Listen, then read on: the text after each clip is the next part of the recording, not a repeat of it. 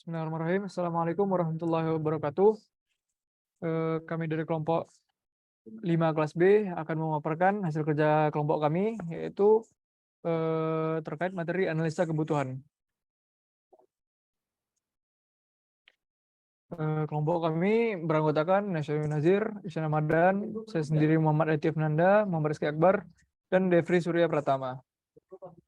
Selanjutnya latar belakang. Diskriminasi berdasarkan gender masih sangat sering terjadi di banyak aspek kehidupan masyarakat di Indonesia sekarang ini. Contoh yang paling sering kita temukan adalah KDRT dan pelecehan. Selama ini banyak korban kekerasan dan pelecehan yang belum tahu harus melapor kemana dan tidak berani untuk speak up atas perlakuan tidak pantas yang mereka alami. Banyak korban yang sering menutup diri atas kasus yang menimpa mereka. Faktor ini disebabkan oleh ketakutan berlebihan yang dirasakan oleh korban yang membuat korban sendiri takut untuk melapor kepada pihak berwajib.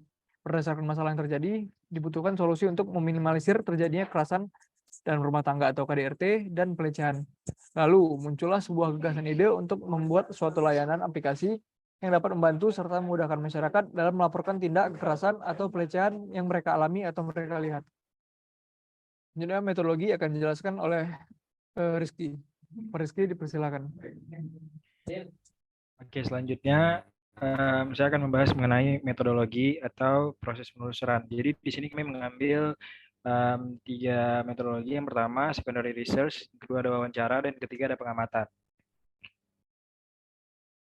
Jadi pada bagian secondary research, pertama yang kami lakukan yaitu mencari jurnal atau aplikasi yang mempunyai fungsi dan kegunaan yang mirip dengan apa yang ingin kami buat.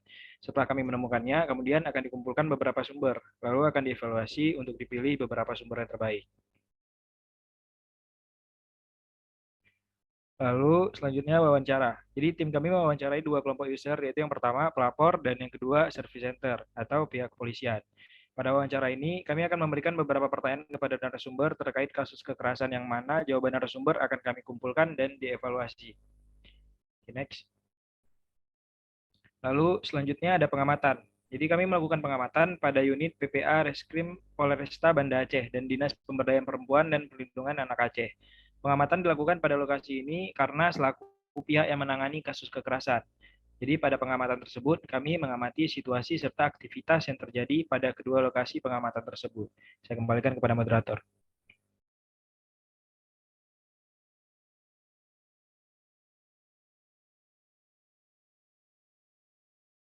Oke, baik. Selanjutnya untuk temuan akan dijelaskan oleh Isyana Ramadan. Pak Irsyad dipersilakan.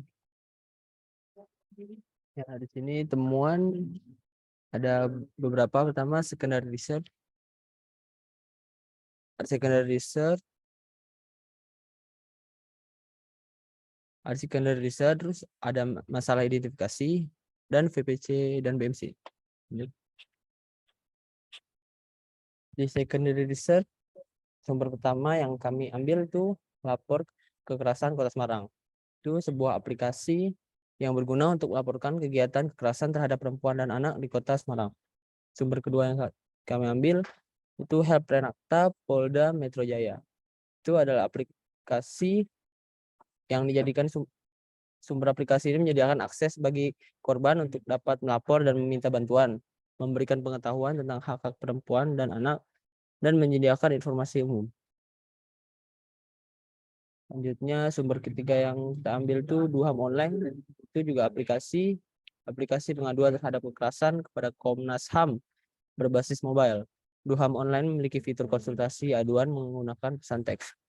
Dan sumber keempat itu aplikasi pengaduan kekerasan dalam rumah tangga. Ini kami ambil dari jurnal yang aplikasi ini berfokus pada pengaduan kekerasan dalam rumah tangga.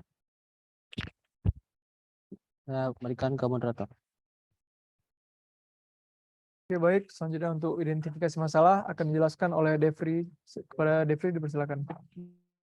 Baik, untuk slide ini membahas terkait dengan identifikasi masalah, yaitu masalah yang diidentifikasikan. Yang pertama yaitu banyaknya korban yang belum berani untuk speak up. Yang kedua, korban menerima ancaman sehingga takut untuk melapor. Lalu yang ketiga, tidak tahu harus melapor kemana. Selanjutnya, kami kembalikan ke moderator. Oke, baik. Selanjutnya untuk value proposition canvas akan dijelaskan oleh Naswawi Nazir. Pada Naswawi Nazir dipersilakan. Baik, gambar di sini merupakan value proposition untuk kelompok user. Value proposition ini terbagi jadi dua. Yang pertama adalah customer segment dan juga value proposition. Pada customer segment ini akan berisi gambaran apa saja keinginan dan kebutuhan pelanggan yang terbagi menjadi 3 blok. Yang pertama yaitu aktivitas pelapor yang ada pada customer job yang berisi aktivitas pelapor seperti melakukan pengaduan, mengumpulkan bukti, mengikuti konseling, dan menceritakan kepada teman ataupun keluarga. Yang kedua adalah blok gain yang merupakan keinginan dari pelapor yang mana pelapor berharap dia tuh berani speak up tanpa takut dikucilkan, menjaga privasi korban, mendapatkan bimbingan konseling secara gratis, dan mendapatkan edukasi terkait pelecehan dan KDRT.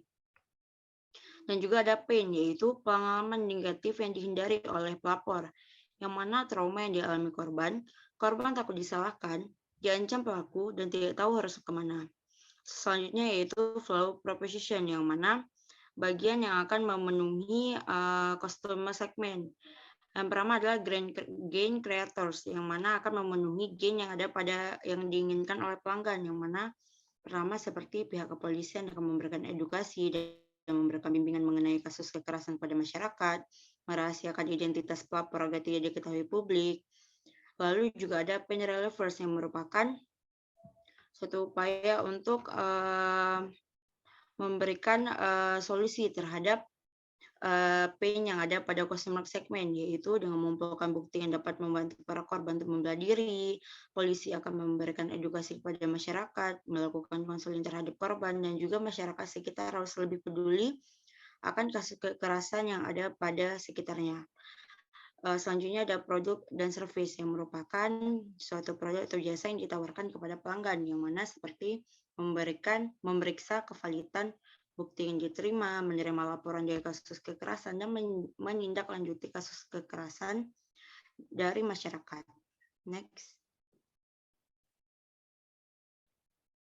Yang kedua adalah VPC untuk kelompok service center. Di sini juga ada customer job yang berisi aktivitas customer service yang mana mengumpulkan berkas bukti pengaduan, mencarikan solusi atas masalah korban, dan berkonsultasi dengan pelapor.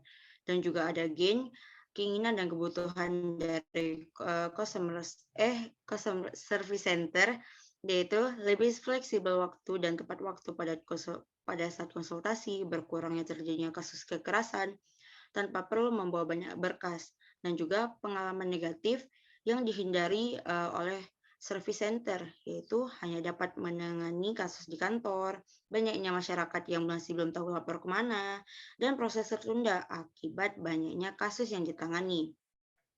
Sehingga pada bagian value proposition adanya pain relievers yang merupakan solusi yang diadakan untuk pain yang ada pada customer segment, yang mana menambahkan pekerja untuk memproses kasus dengan cepat, dapat menangani kasus di mana saja melalui smartphone, dan melakukan penyuluhan kepada masyarakat terkait terjadinya kasus kekerasan.